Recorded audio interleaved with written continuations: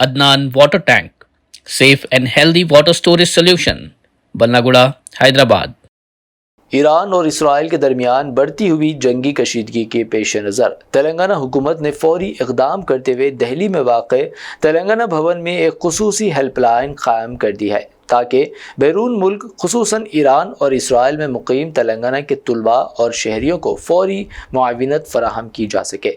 सरकारी ज़राए के मुताबिक वज़ारत ख़ारजा और भारत के दोनों ममालिक में सिफारत खानों से मौसूला ताज़ा तरीन मालूमात की बुनियाद पर अभी तक तेलंगाना का कोई भी शहरी मुतासिर नहीं हुआ है। ताहम रियासती हुकूमत ने एहतियाती तौर पर यह हेल्पलाइन कायम की है ताकि आइंदा किसी भी हंगामी सूरत हाल में फौरी रद्द-ए-अमल दिया जा सके।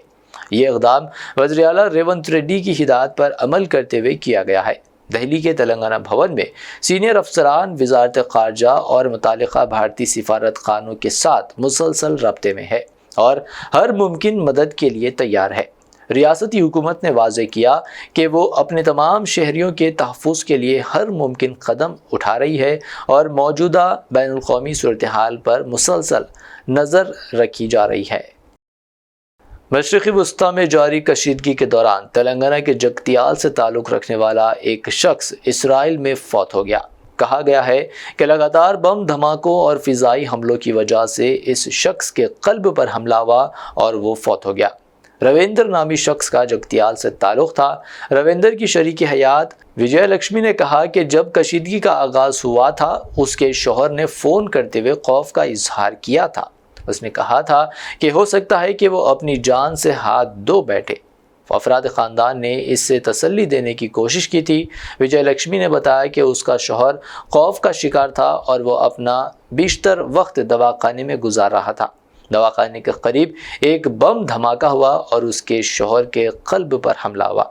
अस्पताल इंतज़ामिया ने इन्हें इसकी इत्तला दी। उन्होंने हुकूमत से अपील की कि उनके शौहर की नाश वापस लाने और उनके बच्चों को मुलाजिमत फराहम करने के लिए इक़दामात किए जाए। నా పేరు రేవెల్ల విజయలక్ష్మి, నా భర్త పేరు రవీందరు. మా అవసర నిమిత్తము పనిచేయడానికి నా భర్త విజిట్ మీద ఇజ్రాయెల్ వేయిండు. అక్కడ పార్ట్ టైం పని చేసుకుంటూ ఉండేవాడు.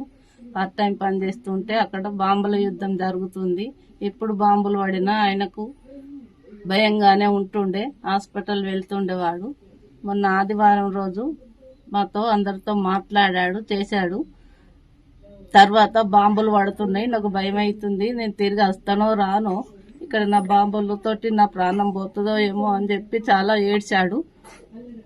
మేము కూడా చాలా బాధపడ్డాము. ఏం కాదని ధైర్యం చెప్పినా కానీ అతనికి ధైర్యం రాలేదు.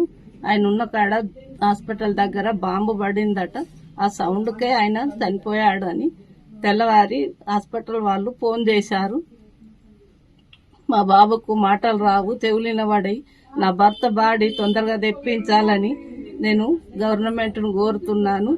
నా భర్త తొందరగా తిరిగి రావాలని నేను అందరిని కోరుకుంటున్నాను. నా కొడుకు ఏదన్నా సాయం చేయాలనుకుంటే గవర్నమెంట్ చేయాలని కోరుకుంటున్నాను. ఎన్ని సంవత్సరాల కింద పోయిండు మీ భర్త?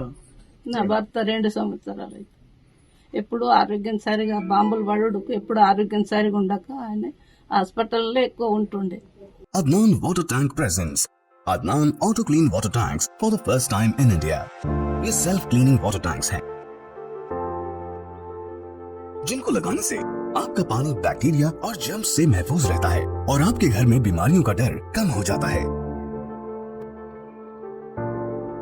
फोम लेयर का इस्तेमाल करके 4 लेयर्स में इन टैंक्स को बनाया गया है। तो आप भी अपने घरों से साधारण वाटर टैंक्स को हटाइए और घर ले आए Adnan auto clean water tanks. Adnan water tanks, safe and healthy water storage solution, Banglaguda, Hyderabad.